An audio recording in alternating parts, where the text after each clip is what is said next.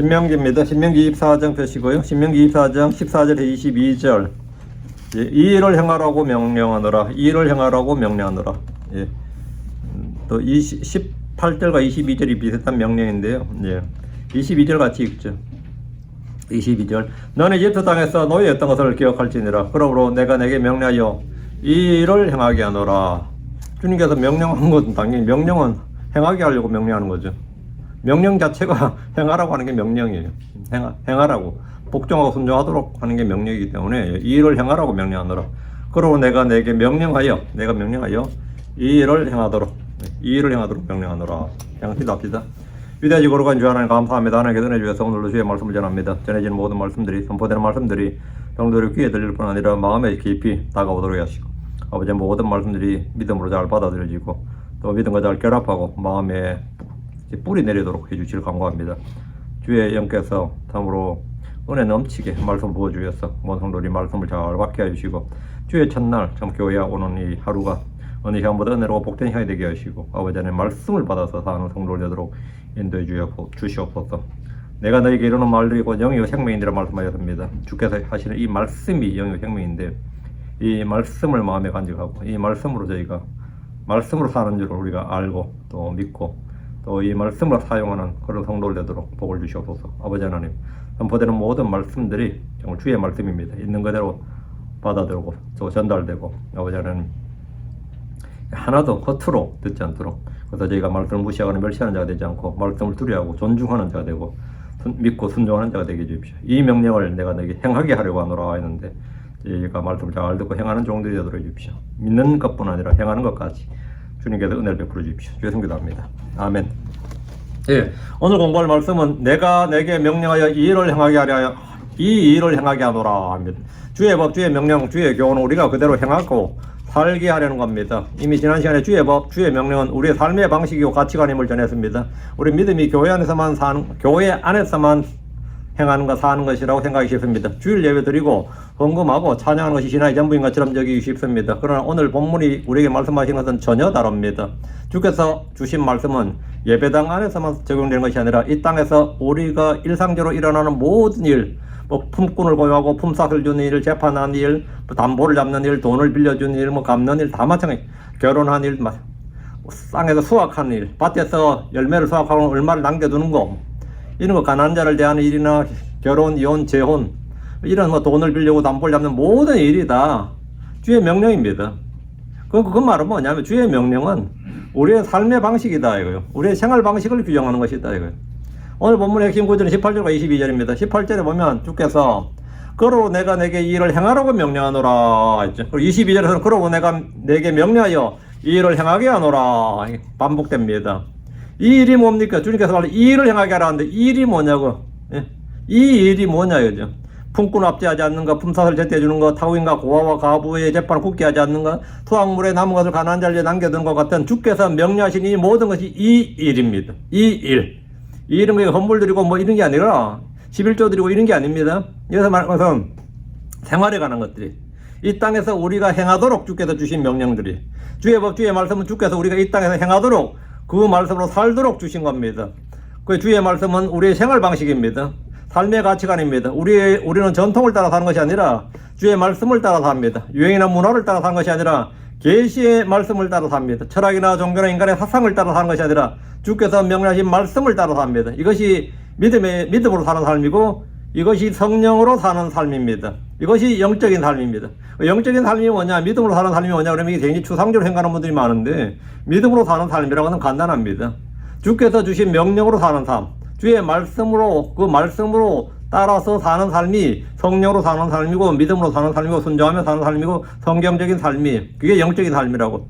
성도들은 믿음의 삶, 영적인 삶을 추상적, 도덕적, 정신적인 것으로 생각하기 쉽습니다. 그러나 믿음의 삶은 일상의 세세한 모든 일에서 따라야 할 주의 명령과 법입니다. 오늘 본문은 절별로 살펴보면 주의 말씀이 우리의 일상과 가치관을 어떻게 형성하는지를 깊이 묵상할 수 있습니다. 그리고 이 묵상을 통해서 우리가 전통과 문화와 철학과 종교가 아니라 주의 계시의 말씀을 따라 사는, 주의 계시의 말씀을 따라 사는 믿음으로 사는 삶, 여기에 대한 확신을 가질 수 있습니다. 이것이 성령을 따른 삶이고 이것이 영적인 삶이다. 이거. 저는 예전에 교회 다니면서 믿음으로 살려고 그러는데 그 말이 뭔지 잘 몰라서 굉장히 많이 헤맸습니다. 믿음으로 사는 삶이 어떤 삶인지 잘 몰랐고 영적인 삶을 살아야지 오는데 그 말이 어떻게 한 게 영적이고 어떻게 한 게 신령한 삶이라죠. 그때는 용어가 신령한이라 신령한. 그 신령한 삶이라는 게 어떤 것인지를 굉장히 헤맸던 기억이 있습니다. 주의 말씀을 따라 사는 것. 이것이 믿음의 삶이고 이것이 영적인 삶입니다. 자, 본문 14절입니다. 너는 가난하고 궁핍한 품꾼은 그가 내 형제든지 혹은 내 땅 안에서 내 성문들 안에 있는 내 타국인이든지 압제하지 말지니라. 궁핍한 품꾼을 뭐 유대인이든 유대인 아니든 타국인이든 뭐 외국인이든 그죠? 타국인 외국인이죠. 그 내 땅 안에서 내 성문들 안에 있는 내 타국인이든 압제하지 말지니라. 이 명령 가난하고 궁핍한 품꾼을 압제하지 말라는 겁니다. 이거 지금 세계에서 제일 잘한 나라가 한국이에요. 뭐 일본, 대만 이런 데나 뭐 싱가포르도 마찬가지고 중동도 마찬가지인데 대부분 다 외국인들 하면요 자국인보다 훨씬 더 임금을 싸게 줍니다. 한국은 똑같이 줍니다. 한국은 똑같이 줘요 정말로. 이게 굉장한 겁니다. 그 성경적이다고 그거는 굉장히 성경적이에요. 품꾼은 고용된 노동자를 일컫습니다. 그건 가난하고 궁핍한 자입니다. 주께서 이 품꾼이 내 형제든지 내 타국이든지 상관하지 않는다. 외모를 구별하지 않는다는 겁니다. 형제든 타국이든 동포든 이방이든 가난한 노동자를 압제하지 말라는 겁니다. 이 명령이 우리에게 보여주는 것은 주의 말씀이 경제생활을 지배한다는 겁니다. 주의 말씀이 경제생활을 지배한다. 주께서는 고용주와 고용인의 관계에서 관여하십니다.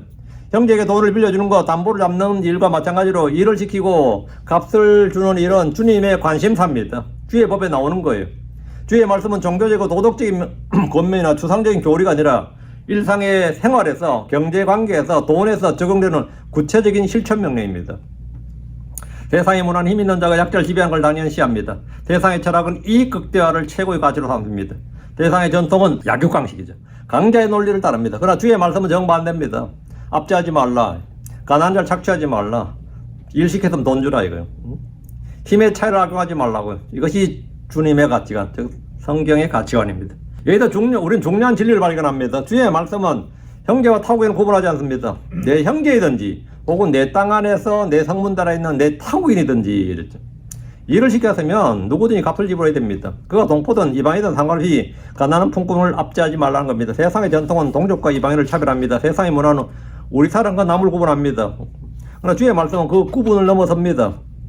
주 앞에서는 형제나 타국이나 동일하게 보호받아야 할 대상입니다. 이것이 주의 말씀이 세우는 가치관입니다. 차별이 아니라 공의, 배척이 아니라 보호, 이것이 주의 말씀입니다. 우리는 뭘 따라 삽니까? 세상의 문화 아니면 주의 말씀? 당연히 주의 말씀을 따라 삽니다. 직장에서든 사업에서든 고용관계에서 경제적 거래에서 우리는 주의 말씀을 따라 행하고 그렇게 살아야 됩니다. 제가 제일 황당했던 일 중에 하나가 여기 한미은행을 갔었는데요. 제 뒤에 있는 사람이 책을 바꾸러 왔는데 그 책이 내가 딱 봐도 가짜예요. 그 말은 뭐냐? 어린이용 저거예요. 그걸 돈으로 준 거예요. 응? 그걸 또 내니까 기가 차하죠 뭐 캐셔가 텔러가 기가 차하더만 누가 봐도 그거는 자기가 그걸 돈을 받았다는 거예요. 일당으로 일당을 받았던데 그렇게 잘 모른다고 줘버린 거죠. 글자도 잘 모르는 사람 같더라고요. 응? 이 악한 사람들이 굉장히 많죠, 실제. 그렇게 벌어먹는 사람들이 많아요. 주의 말씀은 우리의 일상의 경제생활까지 지배하는 명령입니다. 품꾼을 압제하지 않는 것이 주의 명령이고 법이고 주의 백성이 따라야 할 생활 방식입니다. 그게 뭐냐? 믿음의 삶이에요. 그게 성령 따라 사는 삶이라고. 15절. 그의 날에 너는 그에게 그의 품삯을 주고 해가 그 뒤로 지지 않게 할지니라. 해지기 전에 주라 이 말입니다. 늦게 주면 안 된다 이거죠. 제 시간에 주라 이거예요. 이는 그가 가난함으로 그의 마음을 그것에 두기 때문이니라. 그리하여 그가 너를 대적하여 주께 부르짖어 그것이 내게 죄가 되지 않게 할지니라. 주께서 품삯을 그날에 주라고 명령하셨습니다. 그의 날에 나는 그에게 그의 품삯을 주고 미루지 말라는 겁니다. 그 다음 날 아니면 다음 주 이런 식으로 미루지 말라고요. 해가 그 뒤로 지지 않게 할지니라. 해가 지기 전에 품삯을 주라 이 말입니다. 왜 그렇게 하라는 겁니까? 이는 그가 가난함으로 그의 마음을 그것에 두기 때문이라. 품꾼은 품삯만 바라고 있습니다. 마음이 온통 품삯에 가 있는데 그걸 미뤄버리면 안 되는 거죠. 가난한 품꾼은 그날의 품삯에서 자기 생존을 걸고 있습니다. 그 품삯이 그날의 식량이고 그날의 생명입니다. 그래서 그의 마음이 그것에 있습니다. 일을 지키고 재날지에 돈을 주지 않는 것은 노동자의 권리를 침해하는 정도가 아니라 그와 그의 가족의 생명을 위협하는 일입니다. 주께서는 가난한 자의 사정을 아시고 그들의 마음을 아십니다. 주께서는 품꾼이 그 품삯을 기다리는 간절함을 아십니다. 그래서 지체하지 말라고 하십니다. 해가 지기 전에 주라고 하셨습니다. 만약 품삯을 주지 않으면 어떻게 됩니까? 그가 너를 대적하여 죽게 부르짖을 것이다 했습니다. 여러분도 돈 떼어본 적 있죠? 한 번도 없어요. 한 번도 있을 것 같은데 우리 시대가 그랬어요. 우리 시대들은 돈 잘 떼먹었습니다. 실제로 돈 잘 떼먹고 저도 급하게 군대를 갔거든요. 영장 받아서 그 돈 다 떼먹 200몇만 떼먹혔어요. 나중에 휴가 나서 찾아갔더니만 뭐 모른다 그러지 뭐 모른다 그러죠. 가난한 자의 부르짖음이 주께 상달됩니다. 그가 너를 대적하여 주께 부르짖을 것 이렇게 하죠. 그가 너를 대적하여 주께 부르짖을 거라고 하잖아요. 그럼 그것이 어떻게 되느냐? 고용주에게 죄가 됩니다. 이 구절이 보여주는 진리는 굉장히 실제적이죠. 굉장히 심오합니다. 품삯을 주지 않는 것은 단순한 둘만의 경제적 분쟁, 돈의 분쟁이 아니라 주 앞에서 죄라는 거예요. 둘만의 문제가 아니라 이건 주님과 관계된다. 혼인도 마찬가지죠. 둘만의 문제가 아니라 주님과 관계된다고. 모든 죄는 다 주 앞에서 짓는 죄입니다. 경제적 불의가 영적인 죄라는 겁니다. 주의 말씀은 경제와 영을 분리하지 않습니다. 돈 문제는 영적 문제입니다. 모든 돈 문제는 다 영적 문제예요. 정직하게 품삯을 주는 것은 영적 순종이고 품삯을 지체하는 것은 율법을 어기는 겁니다. 그건 하나님께 죄를 짓는 거라고요. 주의 말씀 우리의 재정관계를 지배합니다. 우리가 고용주이든 고용인이든 사업주이든 직원이든 주의 말씀은 우리의 경제행위를 심판합니다. 우리는 세상의 방식대로 이익을 위해 정당한 대가를 지체하는 방식을 따르는 것이 아니라 주의 말씀을 따라야 됩니다. 해가 지기 전에 품삯을 주라. 이것이 주의 백성의 경제윤리고 주의 명령이고 법입니다. 이것이 믿음으로 사는 삶의 구체적인 모습입니다. 여기서 우리는 믿음의 삶이 얼마나 구체적인지를 잘 이해해야 됩니다. 믿음은 추상적인 교리가 아닙니다. 믿음은 품삯을 제때 주는 겁니다. 믿음은 약속을 지키는 겁니다. 믿음은 가난한 자의 부르짖음을 듣는 겁니다. 우리가 나는 믿음이 있다고 말하면서 정당한 대가를 지체하고 약속을 어기고 약대를 척척 취하면 그 믿음은 거짓 믿음입니다. 참된 믿음은 일상의 경쟁에서 증명이 됩니다.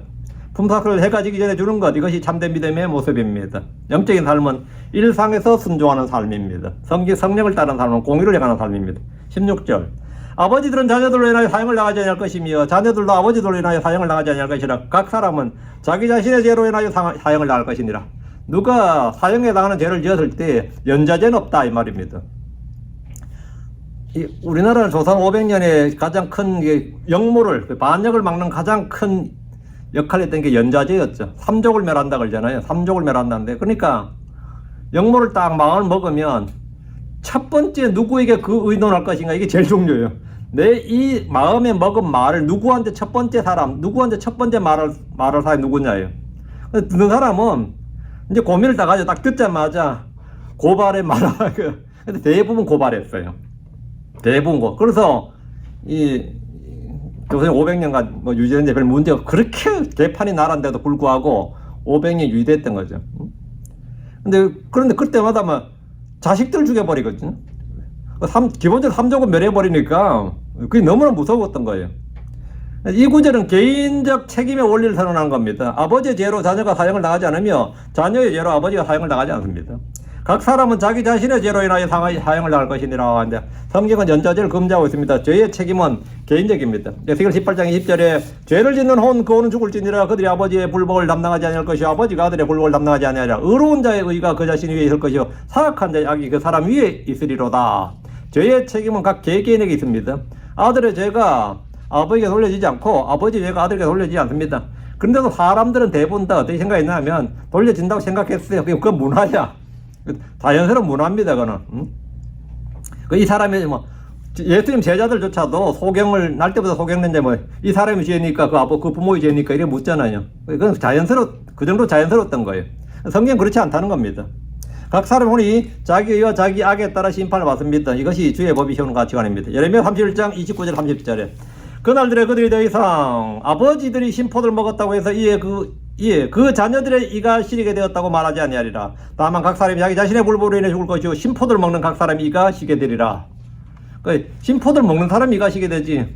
근데 신포도를 먹는 걸 보는 사람이 어땠죠? 자기도 눈을 찡그리지. 아이고 싫텐데 이렇게 이입이 되잖아. 그잖아요? 우리가 갑자기 눈이 확 찡그러지고 아니 내가 몸이 움츠러들 수가 있죠. 남이 뭐 당하는 어떤 걸 볼 때 그런 건 있지만 각 사람이 심포도를 먹는 각 사람이 이가 시리게 되리라. 그런데 성경 어떤 곳에서는 부모의 죄가 3대, 4대까지 이른다는 말씀을 내가 본 적이 있는데 싶죠. 분명 물류법에 그러 있잖아요.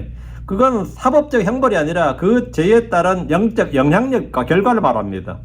그 영향력 결과를 말해요. 세상의 문화는 연자제죠. 부모의 죄를 자식에게 묻고 가문의 잘못을 후손에 돌립니다. 그러나 주의 말씀은 그렇지 않습니다. 각 사람이 자기 죄에 대해서 책임을 집니다. 이것이 주의 공의입니다. 그리고 이 원리는 복음과 깊이 연결됩니다. 각 사람이 자기 죄로 죽는다는 것은 각 사람이 자기 그의 구원을 위해서 하나님 앞에 서야 한다는 걸 뜻합니다. 부모의 믿음으로 자녀가 구원받는 것이 아닙니다. 부모의 의로 자녀가 의롭다함을 받는 것이 아닙니다. 각 사람이 자기 죄를 회개하고 각 사람이 자기 구원자, 자기 구주를 영접해야 됩니다. 이 개인적 책임 원리는 복음의 핵심과 연결됩니다. 각 사람이 자기 죄로 죽는다는 것은 각 사람이 자기 구원을 위해 하나님 앞에 서야 한다는 걸 말합니다. 부모의 믿음으로 자녀가 구원받는 것이 아닙니다. 부모의 의로 자녀가 의롭다함을 받는 것이 아닙니다. 각 사람이 자기 죄를 회개하고 각 사람이 자기 구원자 예수 그리스도를 영접해야 됩니다. 이것이 복음의 원리입니다. 우린 전통으로 가문으로 유산으로 사는 것이 아니라 각 사람을 주 앞에 서서 믿음으로 사는 것입니다. 부모의 신앙 유산이 중요한 것이 아닙니다. 내가 회개해야 됩니다. 내가 믿어야 됩니다. 내가 순종해야 됩니다. 부모의 신앙으로 교회 전통으로 가문의 유산으로 사는 것이 아니라 내가 주 앞에 서서 내 죄를 회개하고 내 구주를 영접하는 것. 이것이 주의 말씀에 따라 사는 겁니다. 이 원리 또한 우리의 자녀교육에도 적용됩니다. 우리는 자녀에게 신앙을 전할 수는 있지만 자녀의 구원을 대신할 수는 없습니다. 우리는 자녀에게 주의 말씀을 가르칠 수 있지만 자녀의 믿음을 대신할 수가 없습니다. 각 사람이 자기 죄로 죽고 각 사람이 자기 믿음으로 하는 것이 성경의 말씀입니다. 17절 너는 타국인의 재판을 굳게 하지 말며 아버지 없는 자들의 재판도 그리하지 말지니라. 또 과부의 옷을 담보로 잡지 말지니라. 주께서는 재판의 공정을 명령합니다. 타국인의 재판을 굳게 하지 말며 아버지 없는 자들의 재판도 굳게 하지 말라고 하셨습니다. 재판을 외모를 따라 굳게 하지 말라는 겁니다. 외모를 따라 굳게 하지 말라. 타국인 고아 과부는 고대사에서 가장 사회적 힘이 없는 약자들이었습니다. 타국인은 이방인으로서 법적 보호가 약했습니다. 고아는 보호자가 없었고 과부는 남편의 보호를 잃었습니다. 주께서 이들의 재판이 굳게 된 것을 금하셨습니다. 세상에서는 유전 무죄, 무전 유죄란 말이 있습니다. 실제 그렇습니다. 예, 뭐 법은 있지만 법을 운영하는 게 사람이니까요. 법은 제정한 것도 사람이고 운영한 것도 사람이죠. 그러다 보니까 권력이나 지위나 신분에 따라 판결이 달라지는 것은 세상에서 흔히 볼 수 있습니다. 재판을 굳게 한다는 것은 힘 있는 자의 편을 들어서 약자에게 불리한 판결을 내리거나 약자로 해서 은근히 호의를 베풀고 편을 들어주는 겁니다. 약자라고 해서 무시하는 것도 죄고 약자라고 해서 은근히 편을 들어주는 것, 호의를 베푸는 것도 죄예요. 똑같이 편파적인 겁니다. 뇌물을 받고 공의를 굳게 하는 것, 신분이나 권력이나 돈에 따라 판결을 바꾸는 것 전부 다 불법입니다. 이것은 세상에서 벌어진 일이고 주의 말씀은 재판을 굳게 하지 말라고 명령합니다. 그렇지만 이스라엘도 사사들이나 왕들이 재판을 많이 굳게 했습니다. 재판 굳게 하지 않는 자 사사하면 그 사람이 이제 사무엘이에요. 사무엘. 뇌물 받지 않고 공의롭게 늘 했다는 거죠. 17절 과부의 옷을 담보로 잡지 말지니라. 가난한 자의 옷이나 과부의 옷은 그녀의 생존에 필요한 최소한의 것입니다. 그것을 담보로 잡는 것은 약자의 마지막 보호를 빼앗는 겁니다. 이웃이나 형제에게 빌려줄 때 이자를 받지 않는 것은 물론이고 가난한 자나 과부의 옷을 담보로 잡지 말라는 것은 생활 법률입니다. 법은 우리의 삶의 가치관을 정해주고 생활 방식을 결정해 줍니다. 우리는 주의 말씀을 따라 삽니까? 아니면 우리의 내 생각대로 아니면 이 눈치를 따고 이 세상 지금 흐름을 따라서 시류를 따라 삽니까? 우리의 가정에서 직장에서 사회에서 힘 있는 자의 편에 서는 것은 세상에서 당연한 일입니다. 그러나 우리는 당연히 주의 말씀이 세우는 주의 말씀에 따라 공의의 가치관을 따라 살아야 됩니다. 세상의 종교는 자비를 가르치지만 실천하지 않습니다. 세상의 철학은 정의를 논하지만 약자를 보호하지 않습니다. 세상의 문화는 공평을 말하지만 힘 있는 자의 편을 듭니다. 그러나 주의 말씀은 구체적인 명령으로 약자를 보호하라. 타국인의 재판을 굳게 하지 말라. 고아의 재판을 굳게 하지 말라. 과부의 옷을 담보로 잡지 말라. 이것은 추상적인 원리가 아니라 구체적인 삶의 지침입니다. 주의 말씀 우리의 사회관계나 법적 행위나 일상적 거래를 지배합니다. 주의 법이 삶을 지배하면 그 법이 먼저 우리의 마음과 생각을 지배해야 됩니다. 이것이 믿음으로 사는 삶의 구체적인 모습입니다. 18절 오직 너는 내가 이집트에서 노예였던 것과 주 하나님께서 너를 거기서 구속하신 것을 기억할지니 그러므로 내가 내게 이 일을 행하라고 명령하노라. 주께서 이스라엘이 지켜 행하여야 할 법과 명령을 주시면서 그들의 과거를 기억하도록 하셨습니다. 이스라엘은 처음부터 잘난 민족이라 뛰어난 민족이 아니었습니다. 이게 굉장히 중요합니다. 그들은 처음부터 잘난 민족, 뛰어난 민족이었다. 보통 이스라엘 이야기할 때, 유대민족 이야기할 때마다 해당 사람 욕하는 게 뭐 선민이라고 하죠. 선민의식이 있다 그러잖아요. 자기들만 잘났다 그러는데 아닙니다. 하나님께서 이스라엘은 잘난 민족이 아니라는 걸 늘 기억하도록 하셨습니다. 우리 조상은 쌍놈이었어요. 그럼 한국 사람들이 기분 나빠하거든요. 우리 조상은 사실은 뭐 굉장히 돌쌍놈이었습니다. 그러면 와, 우리 뼈대 있는 가문이었다고 막 이런 식으로 이야기해요. 한국 사람은요, 구한말까지 거의 성이 없었습니다. 75%가 성이 없었어요. 여러분 창씨 계명이라고 하죠. 창씨가 뭐예요? 씨를 만든다는 뜻입니다. 창이 뭐 창조할 때 창이에요. 씨가 없으니까 전부 다 개똥이 복돌이 하니까 성이 뭐냐? 성이 없어요. 성이 없으니까 성을 만들어줘야 될 거 아니에요. 그게 창씨야. 그럼 그 사람 성을 어떻게 만드는 거예요? 응? 좋은 명문가에서 제일 흔한 게 김씨였고, 김씨, 박씨, 뭐 이씨 이런 게 제일 흔했기 때문에 막 만드는 거였죠. 성이 없는 사람들이 뭐 그렇게 뼈대가 있을 리가 뭐가 있어. 남의 뼈대 있는 거 하고 좀 빌리거나 뭐 훔치거나 해야지. 대부분이 성이 없었습니다. 그 이름도 맨날 뭐 개똥이 뭐 이러니까 돌쇠 이러니까 이름도 새로 만들어주는 거야. 그게 계명이에요. 그게 장씨 계명입니다. 그 일본에 한국 와서도 보니까 한국 사람들 이름이 다 이 모양이야. 해도 그게 너무한 거 아니야. 응? 그래서 이름부터 만들어줘야 된다고. 이 사람들 성하고 이름부터 만들어줘야 된다. 그래야 호적도 만들고 뭘 할 거 아니에요. 세금도 매고 뭐 할 수 있잖아요. 응? 근데 그러면 우리 스스로 생각할 때 어땠죠? 우리 아버지 이름도 없었어. 성도 없었어요. 이러면 기분 좋아, 안 좋아요? 안 좋죠. 근데 이스라엘한테 너희는 어떤 민족이었냐 그러면 우리 이집트에서 400년 노예였습니다. 그럼 어때요? 열받지. 근데 그 사실이지 뭐 팩트지 어떨 거야. 니들은 잘난 놈들이 아니었다 이 말입니다. 그들은 처음부터 찬란한 문화유산을 가졌거나 문명을 가졌고 다른 민족을 압도하는 지혜와 명철과 뭐 발명품들이 뭐 인류 문화유산에 남는 발명품들이 수두룩하고 이런 민족이 아니었습니다. 전혀 아니었어요. 그들의 조상은 뭐냐? 그놈들 다 이집트 노예였다고. 지금 호주 사람들이 제일 열받게 보면 너희들 다 영국 죄수 아니었냐? 그러면 뭐래요? 너희들 다 영국 죄수 아니었냐? 영국에서 쫓겨난 죄수들 아니었냐? 죄수들이 세운 나라 아니냐? 그러면 그들 완전 아킬레스건을 건드리는 꼴이거든요. 진짜 그래요.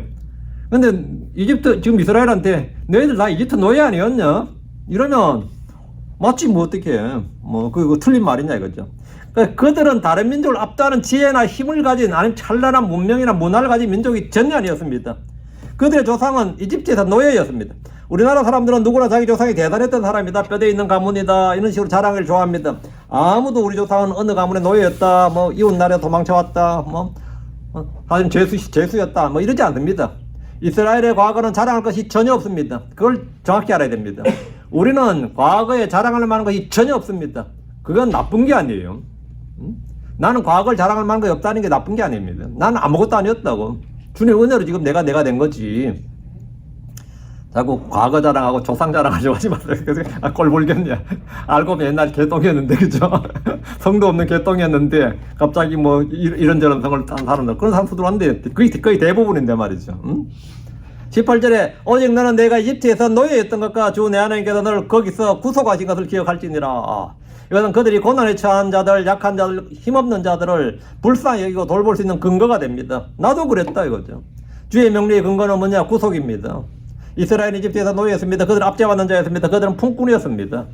그리고 주께서 그들을 구속하셨습니다. 그럼 우리 이스라엘은 약자를 압제하지 말아야 된다는 겁니다. 자기가 압제받았던 것을 기억해야 하기 때문입니다. 자기가 구속받았기에 타인을 압제하지 않는 겁니다. 내가 다른 사람을 용서하고 받아주는 것, 그리고 섬기고 사랑하는 것은 내가 주님으로부터 그런 것을 값없이 은혜로 받았기 때문입니다. 이것이 주의 말씀이 세우는 가치관의 근원입니다. 우리가 약자를 돌보고 공의를 행하고 품삯을 제때 주고 수확물 남겨두는 이 모든 것의 근거는 우리가 구속받았다는 사실입니다. 주의 백성의 윤리는 인본주의가 아닙니다. 인간의 선함에서 나오는 것입니다. 선함 나오는 것이 아닙니다. 철학적 윤리에서 나온 것도 아닙니다. 구속에서 나옵니다. 구속의 은혜에서 나옵니다. 우리가 은혜를 받았기 때문에 은혜를 베푸는 겁니다. 우리가 구속받았기 때문에 우리는 약자를 돕는 겁니다. 18절 다시 그러므로 내가 내게 이 일을 행하라고 명령하노라. 주께서 이것을 권고가 아니라 명령이라고 하셨습니다. 명령하노라. 주님 명령한다고요. 권면한다, 충고한다가 아닙니다. 명령한다고요. 명령하노라 이 말은 너희에게 선택 옵션이 없다는 겁니다. 이것은 주의 백성이 반드시 행해야 할 의무입니다. 주의 말씀 우리에게 이 일을 행하라고 명령하십니다. 품꾼을 압제하지 않는 것, 품삯을 주는 것, 재판을 공정히 하는 것, 수확물을 남겨두는 것은 주의 명령입니다. 우린 세상의 전통이나 문화나 철학을 따라 사는 사람들이 아닙니다.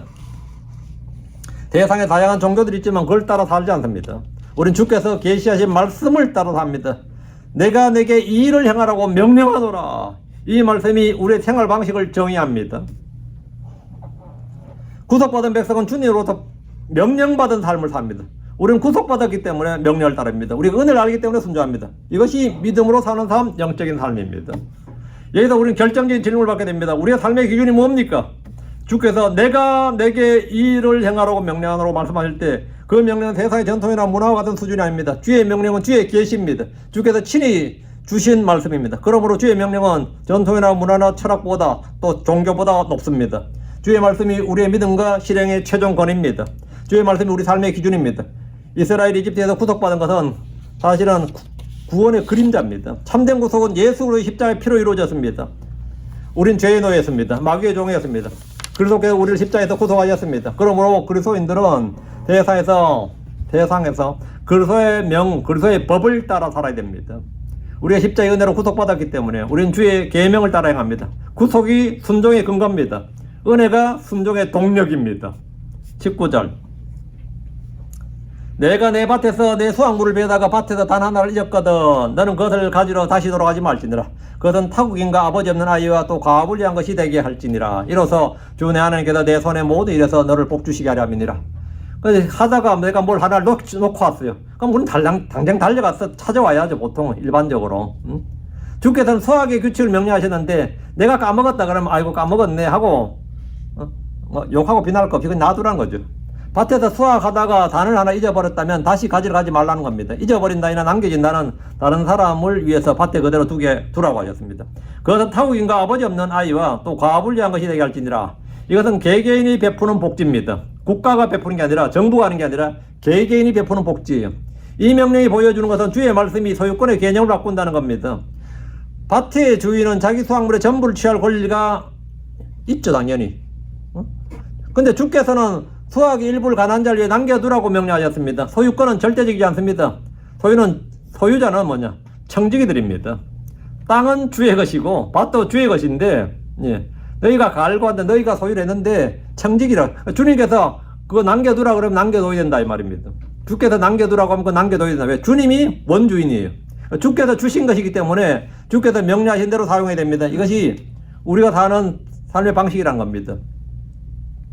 세상의 문화는 더 많이 가지러 합니다. 남김없이 거두라. 남김없이 거두라. 세상의 철학은 효율성을 극대화하라. 이게 오늘날 특히 미국의 이 실용주의라고 그래요. 효율성을 극대화하라 그래요. 그러나 주의 말씀은 남겨두라. 그럼 남겨두라. 수학의 끝까지 가지 말라고 합니다. 이것이 주의 가치관입니다. 세상의 가치관과 정반대입니다. 그리고 주께서 약속하셨어요. 이로써 이렇게 함으로써 이로써 주 내 하나님께서 내 손에 모든 일에서 너를 복주시게 하려 함이니라. 남겨두는 것이 복의 조건입니다. 그걸 잃어버린 게 아니라 손해보는 게 아니라 이 말입니다. 자기 것을 다 취하지 않고 가난한 자리에 남겨둘 때 그 일은 그만큼 손해가 난 것이 아니라 주께서 복을 주시는 길입니다. 세상 거두어드리는 것이 복이라고 해가지만 주의 말씀은 남겨두는 것이 복이라고 합니다. 우리는 주의 말씀을 따라 삽니다. 우리의 재산, 우리의 시간, 우리의 자원 모든 것이 주께서 주신 겁니다. 그리고 주께서는 그중 일부를 가난한 자를 위해서 남겨두라고 명령하셨습니다. 우리 남김없이 취하는 세상의 문화를 따르는 것이 아니라 남겨두라는 주의 말씀을 따라 삽니다. 그래서 이것이 바로 믿음으로 사는 삶이라고 그랬습니다. 20절입니다. 내가 내 올리브나무를 썰 때에 수확할 때 이 말입니다. 그 가지들을 다시 살피지 말지니 그것은 타국인과 아버지 없는 아이와 과부리한 것이 되게 할지니라. 다 땄는지 다시 살펴보지 말라고요. 그냥 한번 떨고 아직도 나무에 많이 남아있다 그러면 그건 놔두라는 거예요. 올리브 나무에서 열매를 딴 후에 남은 것을 다시 살피지 말라는 건데 그것은 타국인과 아버지 없는 아이와 과부리한 것이 되게 할지니라. 이 명령 앞에 19절과 동일한 원리입니다. 그만큼 중요하기 때문에 반복하시는 겁니다. 주께서는 같은 원리를 3번 반복하셨습니다. 19절에는 밭의 수확물, 20절에는 올리브나무, 21절은 포도원에 관한 말씀입니다. 3번 반복하신 것은 이 원리가 선택이 아니라 원칙이란 겁니다. 가난한 자를 위해서 남겨두는 것은 예외가 아니라 삶의 방식이고 규칙이고 한 번이 아니라 모든 수확에 적용됩니다. 주의 백성의 삶의 방식입니다. 자, 이걸 우리 옆에 동네 어른들, 그 크리스천 마을 동네 어른들 이걸 잘했어요. 우리 마을 사람들은 그 동네 사람들 남겨둔 거 참 많이 먹었던 것 같아요. 밭에 거든 많이 먹고 특히 땅콩을 키는데 강배 땅콩을 하는데 우리가 그 감사합니다 그러지 않고 욕을 했다니까요. 이렇게 많이 남겨두면 이 농사 짓는 놈은 뭐하는 놈이냐 그러면서 캐가면서 욕을 했어요. 참 악해가지고는 감사한 게 아니라 이 주인은 제대로 안 걷어가고 이렇게 많이 남겨두면 대체 어떻게 하냐 이러면서 그때 전부 다 막 몇 대씩 몇 바가지 가져간 거예요. 진짜 캐갔어요. 응? 그 장로교는 이 구약적 사고를 그대로 가지고 있고 실천하시더라고. 지금 생각해도 지금 그 복길이 아버지 진짜 대단했어. 그 복길이 아버지 누구 진짜 기억이 나요 그게. 그럼 그 소문 나면 말이죠. 그 집 수확하고 갔다는 소문 나면 우리 동네 사람들 거기 막 그 밭에 확 가요. 왜? 남김없이 다 가져간 게 아니라 많이 남겨놨어. 그거는 과부들과 가난한 자를 위한 것인데 우리가 막 나가자 버리니 선의를 악의로 활용한 사람들이 많죠. 그 가지들 다시 살피지 말라가 이제 수확할 때 혹시 그 가지들에 남은 것이 없는지 살펴서 남김없이 철저히 거두는 일은 뭐 세상에 잘하는 일이죠. 철두철미하게 싸그리 가둬왔네요. 주님은 그렇게 하지 말라고 조금 더 하면서 모든 걸 취하려는 탐심을 제한하셨습니다. 주의 말씀 우리의 이익 추구의 한계를 그으셨어요. 여기까지는 거두고 나머지 남겨두라는 겁니다. 그러니까 내가 크리스천이고 근데 여기 구약에서 유대인이죠. 자기들이 주의 땅을 받은 주님으로부터 상속의 유업을 받은 사람들이라면 그 밭에는 언제나 뭔가 남아있어야 됩니다. 그래서 가난한 사람들은 남의 집 와서 구걸을 하러 가는 게 아니라 밭으로 달려가도록 한 겁니다. 왜? 밭으로 달려가면 뭐가 있어요? 나무도 뭐 남은 게 있다고 그거 따서 먹으라고. 그러면 먹는 사람들도 남의 집 와서 구걸한 거와 좀 다르잖아요. 어쨌든 이건 진짜 이스라엘에서 엄청난 복지예요. 엄청난 복지입니다. 그 없는 사람들은 땅을 상속받지 않은 사람들이거든. 타국에는 땅에 상속받지 않았잖아요. 그럼 어떻게 하느냐? 가서 막 남은 걸 막 거두어서 가게 한 겁니다. 이건 개인이 주는 복지다 말이죠. 예. 주님의 말씀은 뭐냐? 예. 효율성보다 자비다 이거죠. 효율성보다 자비다. 예. 올리브 나무에서 남은 것까지 다 따는 것이 낭비가 없는 최선이고 효율적이라고 하지만 성경 주의 말씀은 효율이 아니라 자비다. 이익보다는 공이다. 우리는 세상의 철학을 따라 사는 것이 아니라 주의 말씀을 따라 삽니다. 성령을 따르는 삶은 이익이 아니라 의를 따르고 긍휼과 사랑을 베푸는 겁니다. 주께서 우리가 올리브 나무에서 열매를 딸 때, 포도원에서 포도를 거둘 때, 밭에서 수확물을 벨 때 모든 경제 활동에서 주의 법을 따르라. 주의 법을 따르라. 주의 말씀은 경제와 분리되지 않습니다. 21절입니다. 내가 내 포도원에 포도를 거둔 뒤에 나중에 그 남은 것을 주워 모으지 말지니라. 말라. 그것은 나그네와 아버지 없는 자와 과불리한 것이 되리라. 저희 아파트도 그거는 개인적이 아니기 때문에 큰 여기처럼 쓰레기통이 커요. 공동적이니까. 근데 밤에 가면요, 꼭 거기 올라가서 기어가기 힘든데 꼭 한두 사람 그 쓰레기통을 다 뒤지는 사람도 있습니다. 그래서 재활용품 건지고 막 분류해가지고 가져가고 하는 사람도 있거든요. 나는 저 사람 저거 훌륭하다 생각해요. 저거 쉬운 일이 아니에요. 그것도 밤에 와서 그 쓰레기통 안에 들어가가지고 그걸 분류하고 막 하는 자체가. 그래가지고 자기들이 필요한 걸 가져가더라고요. 포도원에 올리브 나무에 떨어진 거 거두는 것보다 더 잘하는 거지 지금. 실제로 어떤 건 쓸만한 거 내놓은 사람도 꽤 많이 있어요. 그걸 그렇게 가져가더라고. 근데 제가 그걸 딱 보고 우리가 한 것도 막 물병도 다 막 따로 재활용품이라 가져갔는데 저희 집 물병 하도 많아가지고 모아놨던 게 그러지. 그 왕창 갖고 와가지고 그걸 줬더니 막 저한테 God bless you를 10번 이상 했어요. 그 소리 나한테 God bless you를 10번 이상 하더라고요. 그거 얼마 되겠어요 사실 가져가 봐야. 그렇지만 내가 그냥 갖고 와서 줬더니만 이거 가져가라고 줬더니만은 진짜 내가 그렇게 축복을 많이 받아본 적이 없네. 이 목사가 그렇게 어떤 성도한테 그만큼 축복을 받아본 적이 없어요. God bless you를 얼마나 연발해야 되고 막 해야 되는지 내가 다 민망할 정도로.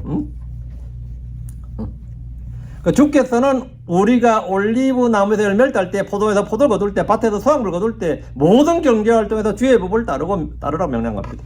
주의 말씀은 경제와 아마 돈과 분리되지 않는다. 21절. 내가 내 포도원에 포도를 거둔 뒤에 나중에 그 남은 것을 주워 모으지 말라. 그것은 나그네와 아버지 없는 자와 가불량 것이니라. 3번 나오는 거죠. 지금 이게 세 번째죠. 가지대사 덜 따고 남은 것들은 그냥 두게 하셨는데 세 번째 반복입니다. 포도원에서 포도를 거둔 후에 남은 것을 주워 모으지 말라는 건데 그것은 나그네와 아버지 없는 자와 가불리한 것이 되리라. 그건 늦게 아니다 이거예요. 주께서 곡물이나 올리브와 포도의 수확에서 동일한 명령을 반복하신 것은 주의 말씀이 삶의 모든 영역에서 적용된다는 겁니다. 주의 말씀은 삶의 일부분이 아니라 모든 것에 적용되고 따라야 할 명령이고 법입니다. 그래서 주께서는 나그네와 아버지 없는 자와 가불 계속 언급하신 겁니다. 이 세 분은 사회적 보호자가 없는 자들입니다. 나그네 이방인으로서 법적 보호가 없고 고아는 아버지가 없으며 과부는 남편이 없습니다. 세상의 문화는 이런 자들을 소외시킵니다. 그러나 주의 말씀은 이들을 보호합니다. 주의 가치관, 주의 말씀은 세상의 가치관과 정반대입니다. 세상 강자를 높이고 약자를 소외시키지만 주님은 약자를 보호하시고 소외된 자를 돌보십니다. 룻기에서 보아스는 이 명령을 잘 실천한 사람입니다. 룻이 밭에서 이삭을 죽을 수 있도록 일꾼들에게 일부러 떨어뜨리도록 했습니다. 그 룻기에서 이 보아스가 제일 이걸 잘했던 거죠.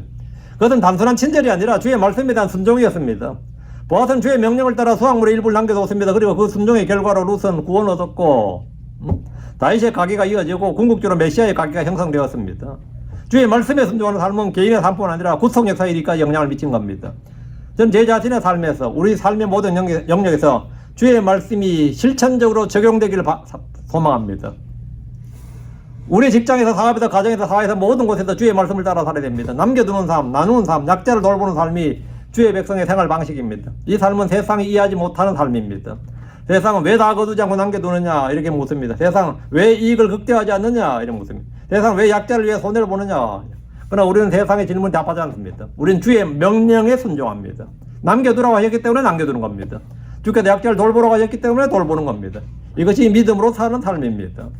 왜 하느냐? 주께서 말씀하셨으니까 하는 거지. 그 뭐 이유가 뭐 있어요? 주께서 말씀하셨으니까. 성경에 나오니까 한다고. 성경에 나오니까.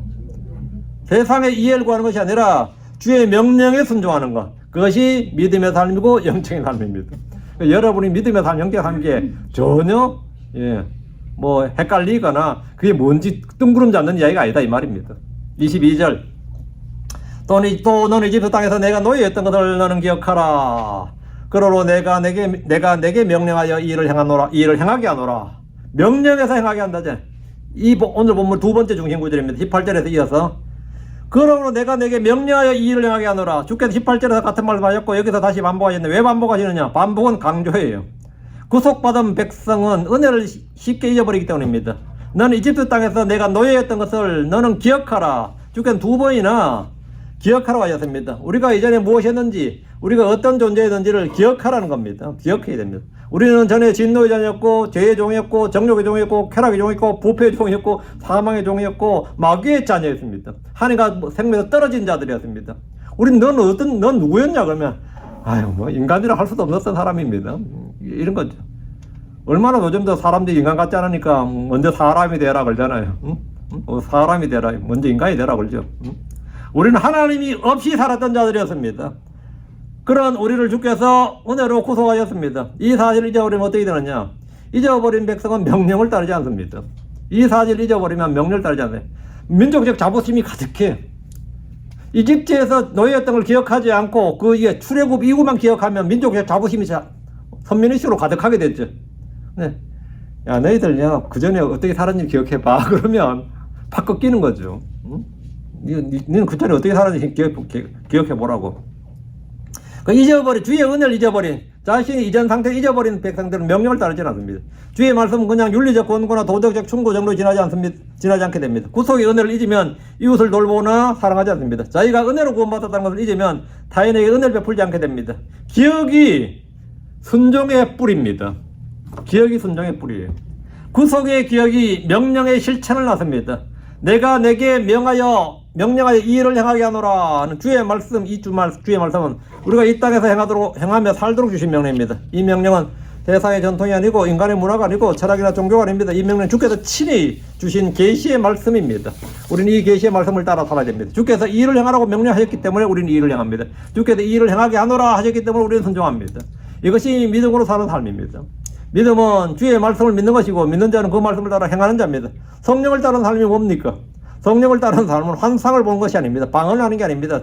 신비적 체험을 하는 게 아닙니다. 성령을 따르는 삶은 주의 말씀을 따라 일상에서 순종하는 겁니다. 품꾼을 압제하지 않는 것이나 품삯을 제때 제대로 주는 것이나 재판을 공정하게 하는 것, 수확물 남겨두는 것, 약자를 돌보는 것, 성경을 따르는 이것이 뭐냐, 성령을 따르는 삶의 구체적인 모습입니다. 영적인 삶은 뭐냐? 영적인 삶은 세상에서 우리가 사는 삶과 분리되어 사는 게 아닙니다. 영적인 삶은 세상 속에서 주의 말씀을 따라 사는 겁니다. 경제생활에서 주의 말씀을 따른 것, 사회관계에서 주의 말씀을 따른 것, 일상에서 주의 말씀을 따른 것이 영적인 삶입니다. 주의 말씀을 따라 사는 것이 영적인 삶입니다. 우리는 주의 말씀을 따라 사는 자들이지 내 생각대로, 사람들의 생각대로, 사람들의 뭐 따라 사는 삶이 아닙니다. 유행 따라 사는 사람들이 아니에요. 우리는 종교나 철학을 따르지 않습니다. 내가 크리스천이 됐다는 게 얼마나 좋은지 아세요? 개똥 철학에서 해방되는 순간이에요. 인생이란 무엇인가, 행복이란 무엇인가, 난 제대로 살고 있는가, 이런 개똥 철학에서 완전히 자유롭게 된 사람이 뭐냐, 크리스천들입니다. 크리스천이 된 순간에 그런 철학을 아예 고민 자체를 안 하잖아요. 내가 사는 삶이 제대로 사는 삶인가, 난 지금 제대로 인생을 가고 있는가, 이런 생각 하세요? 할 수도 있겠다. 계시의 말씀이 없으면 고민을 하게 돼요. 계시의 말씀이 있으면, 이미 진리의 말씀이 있으면 철학이 있을 필요가 없죠. 그런 걸 고민할 필요가 없다고. 이렇게 죽어서 어디로 갈지 어떻게 알겠는가, 사람 뭐 죽어봐야 알지, 이런 거는 크리스천이 할 수 있는 생각 자체가, 고민 자체가 아니지. 아예 그런 고민하고 있다면 뭐 크리스천인지 모르겠지만 이 말씀 침략에 좀 문제가 있어. 이 교회 성도도 좀 문제가 있는 거예요. 이거는 말이 안 돼요. 이 계시의 말씀을 가졌다는 사람들은요, 이미 철학을 훨씬 뛰어넘은 사람들입니다. 훨씬 뛰어넘은 거예요. 우리 삶의 방식이 다르다고, 딱 잡혀 있는 거죠, 한마디로. 그러니까 주의 말씀을 따라 사는 것이 영적인 삶이에요. 우리는 주의 말씀을 따라 사는 사람들이란 말이죠. 주께서 기억하라고 하실 때 우리는 기억합니다.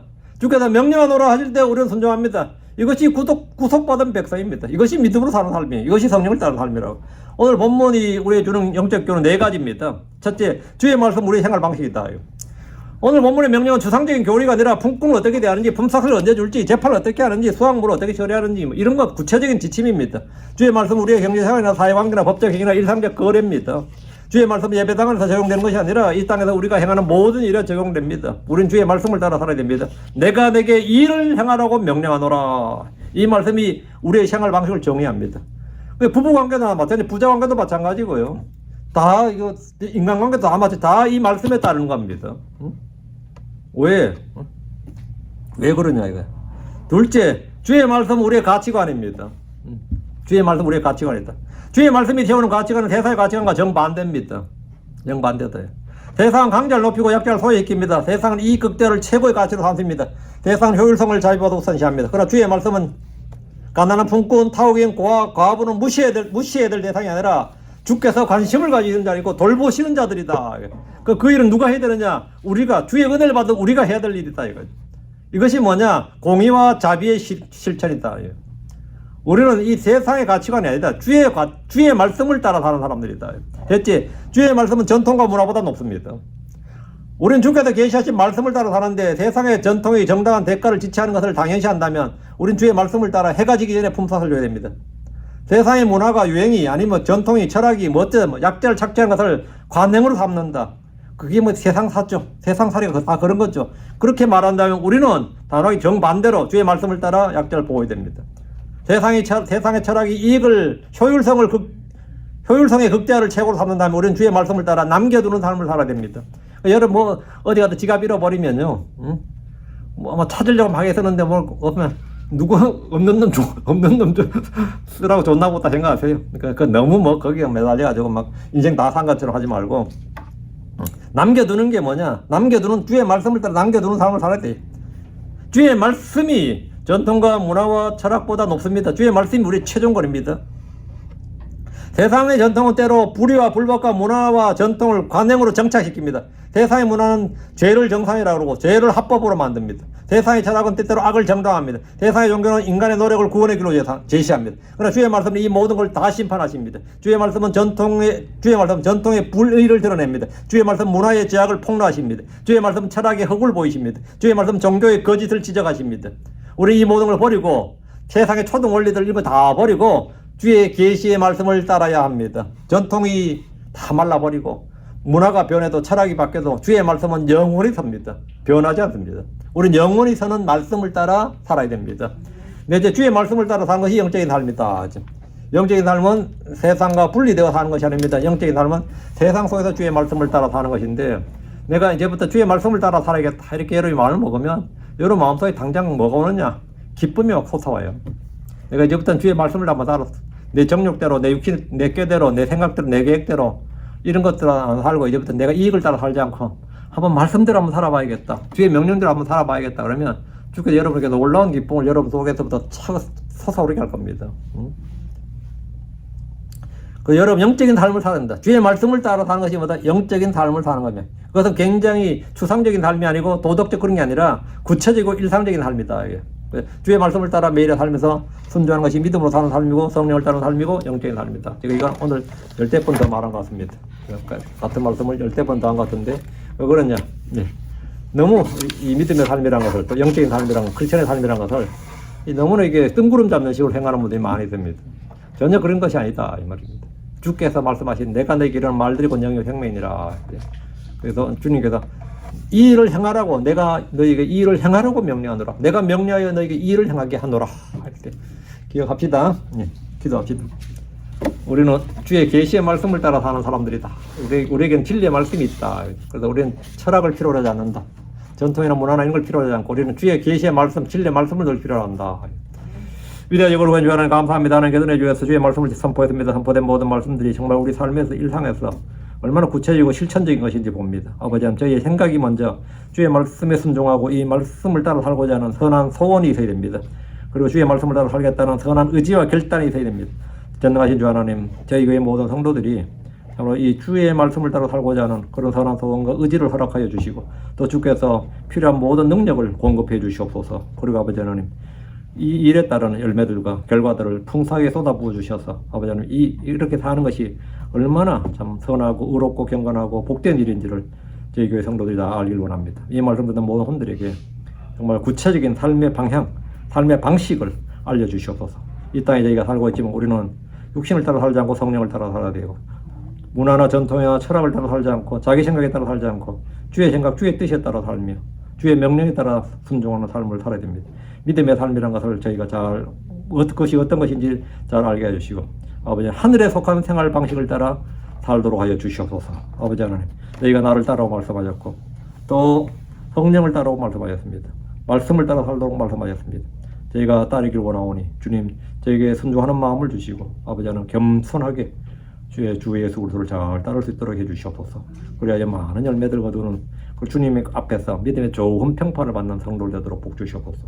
감사드립니다. 주의 성부 합니다. 아멘.